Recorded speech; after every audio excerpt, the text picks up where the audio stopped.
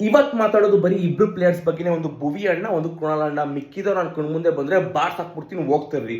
ಇವತ್ತು ಇನ್ನಾಗಕ್ಕೆ ಅವರಿಬ್ಬರೇ ಕಾರಣ.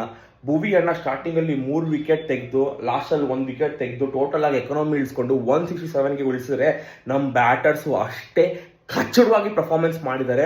ಬಂದವರೆಲ್ಲ ಹೋಗ್ತಾ ಇದ್ದಾರೆ. ಆಮೇಲೆ ಕೃಣಾಲ್ ಪಾಂಡ್ಯ ಅವರೇ, ನಾನೇ ಎಲ್ಲ ನೋಡ್ಕೋತೀನಿ, ಸೈಡಿಗೆ ಬನ್ನಿರಿ ಅಂದ್ಬಿಟ್ಟು 75. ಅವ್ರು ಬ್ಯಾಟಿಂಗ್ ಆಡ್ಬೇಕಾದ್ರೆ ಇದು ಬ್ಯಾಟಿಂಗ್ ಟ್ರ್ಯಾಕ್ ಬೌಲಿಂಗ್ ಟ್ರ್ಯಾಕ್ ಅಂತ ಗೊತ್ತಾಗ್ತಿದೆ.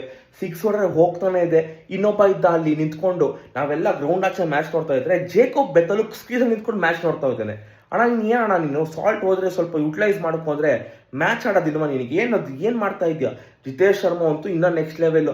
ಇದಕ್ಕೆ ಎಲ್ಲರಿಗಿಂತ ಕ್ರೇಜಿಯಾಗಿ ಹೊಡಿಬೇಕು ಅನ್ಸೋದು ರೊಮಾನೋ ಶೆಫರ್ಡ್ ಅವ್ರಿಗೆ. ಅವ್ರ ಕೈಯಲ್ಲಾಗಿಲ್ಲ. ಭುವಿ ಅಣ್ಣ 4 ವಿಕೆಟ್ ತಗೊಂಡ್ಮೇಲೆ ನಿಮ್ಮ ಕೈಯಲ್ಲಿ ಆಗ್ತಾ ಇಲ್ಲ ಗುರು, ನಾನೇ ಬಂದೇನೋ ಮಾಡಬೇಕು ಅಂದ್ಬಿಟ್ಟು ಒಂದು 6 ಹೊಡೆದ್ರು. ಅಲ್ಲಿಗೆ ಹೋಗಿರೋ ಹೃದಯ ವಾಪಸ್ ಬಂತು, ಮ್ಯಾಚು ಬಂತು. ಟೇಬಲ್ ಟಾಪರ್ಸು ಮಾತ್ರ ಅಲ್ಲ, ಈ ಮ್ಯಾಚ್ ಗೆದ್ದು 2 ಟೀಮ್ನ ಮನೆಗೆ ಬೇರೆ ಕಳಿಸಿದ್ದೀವಿ. ಮುಂಬೈ LSG ನೆಕ್ಸ್ಟ್ ಸೀಸನ್ ಸಿಗೋಣ. ಬಾಯ್, ಲವ್ ಯು. ಟೇಬಲ್ 1 ಟಾಪರ್ಸ್ ಈ ಸಲ ನಮ್ಮದೇ.